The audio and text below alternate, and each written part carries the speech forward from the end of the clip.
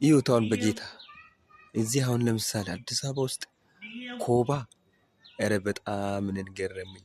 ጌታ ምስክር በጣም ገረመኝ። በጣም ገረመኝ። ለምን አዲስ አበባ ውስጥ ኮባ ይኖራል ብዬ እንዴት አስባለሁ። አሁን ይሄ ኮባ ይውታውን ኮባውን ይውት ኮባ ይውት ኮባ እኮ ነው።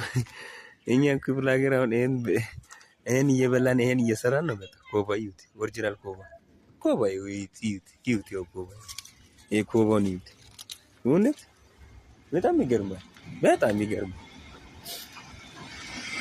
በጣም ይገርማል እውነት።